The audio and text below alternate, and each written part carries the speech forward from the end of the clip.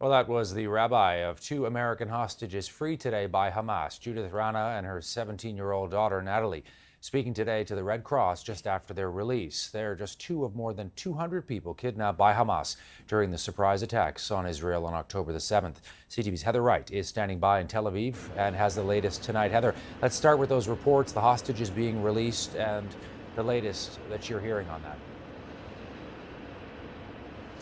Well, certainly a dramatic and welcome turn of events, Todd, here as this conflict enters the 2-week mark that these two women, a mother and daughter from Evanston, Illinois, just north of Chicago, were released today.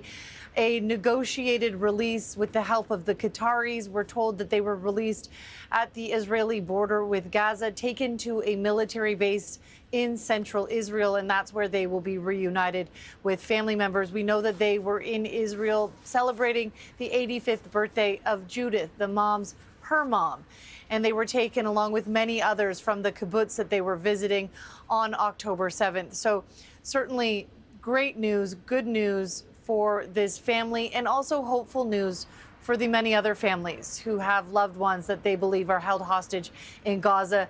That glimmer of hope that is so desperately needed when they have not been able to talk or hear from or know the whereabouts of their loved ones for almost 2 weeks. And those remaining hostages, any news of them tonight? Obviously, we know there are still two Canadians missing. We don't know the status of them, other Americans, and a lot of other people. Heather, caught up in all this.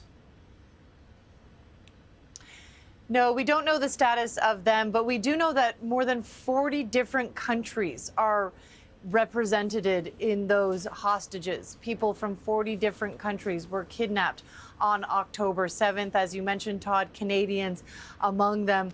We don't necessarily have any new status update on the whereabouts of those hostages. We do know that the Israeli military has been performing targeted raids throughout northern Gaza over the last 2 weeks, trying to get intelligence on where those hostages might be held.